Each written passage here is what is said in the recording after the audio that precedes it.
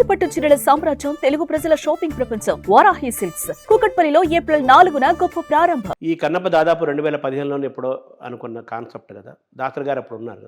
దాసరి గారికి ఈ సినిమా గురించి చెప్పారా మీరు? ఐడియా చెప్పాను నేను. ఏమన్నారు దాసరి గారు? ఆయన బాగుంటుంది, బాగా చేయి, అది చాలా జాగ్రత్తగా చేయి, ఈ తరానికి అప్పటికి బాహుబలి అంతా రిలీజ్ అయి ఉన్నది, అవును, నువ్వు చేస్తే ఈ రేంజ్లో చేయాలని ఆయనే చెప్పింది. నేను స్పాన్ పెంచుతున్నాను లేదంటే వెరీ గుడ్ రా, నువ్వు ఆ రేంజ్లోనే చేయాలి, పెద్ద కథగా చూపి దీనికి స్కోప్ ఉంది ఈ సినిమాకి అని చెప్పాను. తక్కువ బడ్జెట్లో చిల్లగా చేద్దామని అనుకున్న సినిమా ఇంత పెద్దది అవడానికి కారణం దాసరి గారి ఆలోచన. వన్ ఆఫ్ ద రీజన్ కూడా ఆయన ఉండుంటే నాకు ఈరోజు కొండంత అండగా ఉంటుంది. అదే ఆ రెండు ఇంపార్టెంట్ సందర్భాల్లో ఆయన లేరు. నాన్నగారు ఏమన్నారు, ఎందుకు ఇంత రిస్క్ పెట్టుకుంటారు? లేదు, నాన్నగారే ముందు వెళ్ళమన్నారు ఈ సినిమా ప్రూవ్ చేసుకోవాలి అంతే. నువ్వు ఏ సినిమా తీసినా రిస్కే, 10 రూపాయలతో చేసినా రిస్కే, 100 రూపాయలతో చేసినా రిస్కే, ఎప్పుడో ఒకసారి చేయక తప్పదు, చేసే రిస్క్ అన్నాడు. తర్వాత మళ్ళీ ఎన్టీఆర్ ప్రస్తావన తీసుకొస్తున్నాం. ఆయన దుర్యోధనుడు ఆ పాత్ర వేసినప్పుడు 4 కేజీలు 5 కేజీల దాన్ని ఒంటి మీద బంగారం కానీ కిరీటం కానీ పొద్దున్నుంచి రాత్రి 12 గంటల 15 గంటలైనా ఆ బరువుతోనే ఆయన ఉండేవాడట. చాలా కష్టము అది అలా ఉంటామని.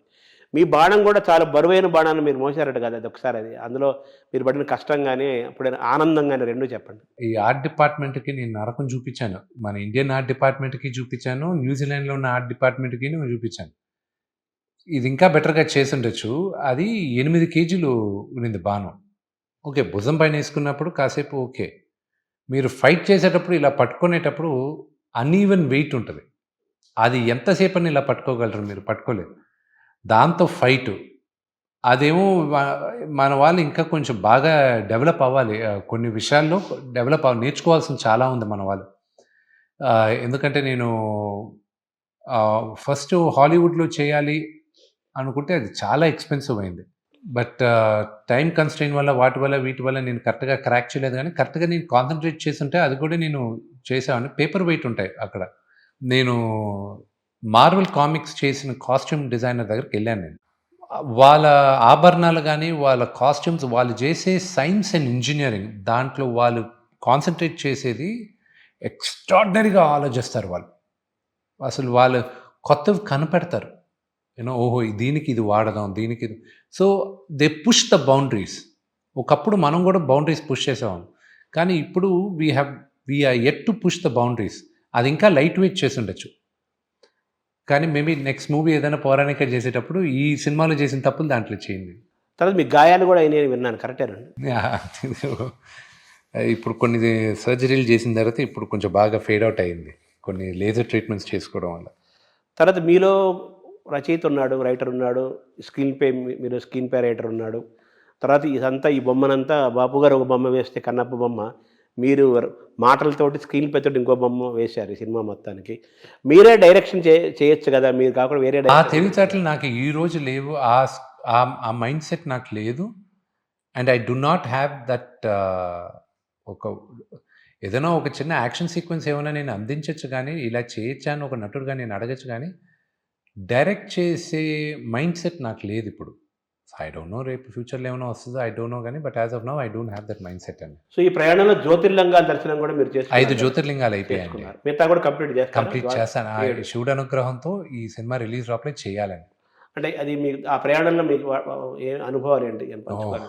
మనశ్శాంతి, శివలీల అనేది నేను ఈ జ్యోతిర్లింగాలు తిరిగేటప్పుడు నాకు తెలుసుకున్నాను. ఒక శక్తి మీకు ఈ కన్నప్ప సినిమా ద్వారా ఒక మహాశక్తి, తెలియని శక్తి ఏదో మిమ్మల్ని ఆవహించింది, మీరు జీవితంలో ఎంటర్ అయిందని ఫీల్లో ఉన్నారు మీరు? 100%. సో ప్రభాసు, అక్షయ్ కుమారు, మోహన్ లాల్, మోహన్ బాబు గారు, ఇన్ని పాత్రలు ఉన్నాయి కదా, ఇందులో ఈ పాత్రలందరికీ అంత పెద్ద నటులకి సమన్యాయం జరుగుతుందా సినిమా? 100% జరుగుతుంది, 100% జరుగుతుంది. మీరు సినిమా చూసినప్పుడు నాకు అది ఛాలెంజింగ్గానే అనిపించలే. మోహన్ లాల్ గారి సీక్వెన్స్ అందరినీ షాక్ చేస్తుంది. ఇదా మన చరిత్ర అనే చరిత్రని మళ్ళీ గుర్తు చేస్తున్నాను నేను. మన చరిత్రని, మన ఇతిహాసాన్ని ఆయన క్యారెక్టర్తో గుర్తు చేస్తున్నాను అని అందరికీ షాక్ అవుతారు ఆ ఎపిసోడ్ చూసి. సో మోహన్ లాల్ పాత్రే షాకింగ్ అవుతుందట ఓవరాల్గా, విపరీతంగా. ప్రభాస్ గారు వీళ్ళందరూ ఎంజాయ్ చేశారా టోటల్గా? వాళ్ళు ఆయన బాగా ఎంజాయ్ చేశాడు, అది ఆయన మాటలతోనే ఆయన చెప్పాడు.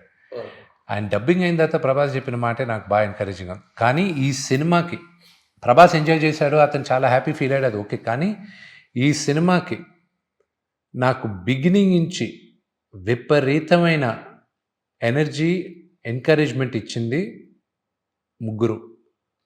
ఫస్ట్ బ్రహ్మానందం గారు, దాని తర్వాత ప్రభాస్, దాని తర్వాత ప్రభుదేవ గారు. వీళ్ళు ముగ్గురు సంబంధం లేకుండానే ఫోన్లు చేసి ఇదేదో పెద్దగా కొడతావు, ఇది చాలా బాగుంటుంది, 100% అద్భుతంగా ఉంటుంది, ఎక్స్ట్రాడినరీగా ఉంటుంది అని చెప్పేవాళ్ళు వీళ్ళే.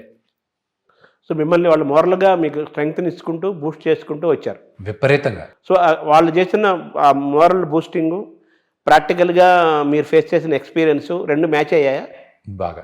ఈ పాటల సెలక్షన్స్లో మీ పాత్ర ఎంతవరకు ఉంది సార్? అది ఒకటే రిక్వెస్ట్ ఉంటుంది మా డైరెక్టర్ల దగ్గర నేను అడిగేటప్పుడు, ఏమండి నాకు పాట కానీ ఇనిషియల్గా నచ్చకపోతే నన్ను ఫోర్స్ చేయకండి ప్లీజ్, నా ఒకే ఒక రిక్వెస్ట్, మీరే ఏ పాట అయినా చేయించండి కానీ నాకు ఫోర్స్ చేయకండి అని.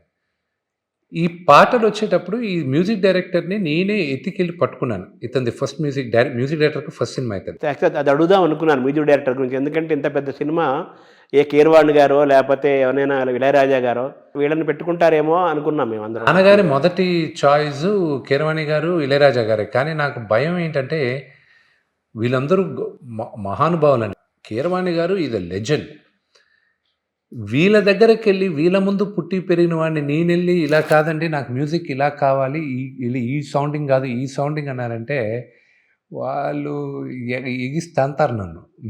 వాళ్ళ ముందు బచ్చాను నేను, చిన్నపిల్లాన్ని నేను. సో నాకు ఒక సౌండింగ్ కావాలి, నా ఏమంతా ఏంటి, ఇప్పుడు శివ శంకరం ఉంది, నాకు ఆ సౌండింగ్ బాగా ఇష్టం. దాంట్లో మళ్ళీ సన్నాయి ఉంది అంతా ఉంది, కానీ ఎక్కడ ఎలాగ ఇది చేయాలి, నాకు నచ్చిన మ్యూజిక్ డైరెక్టర్ దగ్గరికి వెళ్ళి అతను అడిగాడు, నేను ఇంత పెద్ద సినిమా నాకు ఎందుకు ఇస్తున్నావు అని అడిగాడు. స్టీఫెన్ కూడా. అండ్ ప్లస్ ఆయన ఒక క్రిస్టియన్, ఆయనకు ఆచారాలు నేర్పించాను నేను, అంతా చెప్పాను. ఆయన సీక్రెట్ ఛాన్స్ అని ఒక మ్యూజిక్ ఆల్బమ్ ఉంది, అవును, శంకర్ మహాదేవన్ గారిది. దానికి మ్యూజిక్ కంపోజ్ చేశాడు, అంటే అరేంజ్ చేశాడు ఈయన. మన తుడా దగ్గర ఉన్న కల్కి భగవాన్ వాళ్ళ చేసిన మ్యూజిక్. సో అది దానికి విపరీతమైన ఫ్యాన్. ఈరోజు కూడా చాలామంది గణేష్ స్తోత్రం అంటే అదే పెడతారు అన్ని దగ్గర, గణాదక్షాయ గణాదీక్షాయ. సో దానికి అరేంజ్ చేసిందాను. సో ఆయన పట్టుకొని నాకు ఇలా కావాలి అన్న. ఇప్పుడు 30వ తేదీ శ్రీకాళహస్తి స్థల పురాణం పాట నా కూతుర్లు పాడారు, అది రిలీజ్ చేస్తున్నాం. అది విన్నప్పుడు కూడా మీకు ఆ మ్యూజిక్ అర్థం అవుతుంది. స్టీఫెన్, ఈ పాట నేను శ్రీకాళహస్తి గుడికి అంకితం చేస్తున్నాను. ఆ గుడికి స్థల పురాణం ఇది. తరతరాలుగా ఈ పాటని అందరూ ఆ గుడిలో వేసుకొని వింటారు. శివుడిచ్చిన వరం, నువ్వు నమ్మేది జీసస్ కానీ నీ నమ్మేది శివుడిని.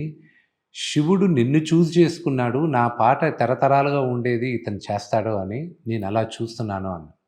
మేమిద్దరం బాగా ఎమోషనల్గా కనెక్ట్ అయ్యాం మ్యూజిక్ డైరెక్టర్. అంటే మీలోని శివుడు ఆయన సెలెక్ట్ చేసుకున్నాడు, అంతే కదా. సో ఆ పాట రేపు వచ్చిన తర్వాత కాళహస్తీసులో మన వెంకటేశ్వర స్వామి దగ్గర ఎలాగైతే కొన్ని అన్నమయ్య కీర్తనలు ఎలా వస్తాయో అలా అక్కడ ఎప్పటికీ నిరంతరాయంగా ఆ పాట వినపడుతూ ఉంటుంది అనే విశ్వాసం మీకు కలిగింది? నాకు 100% ఉందండి.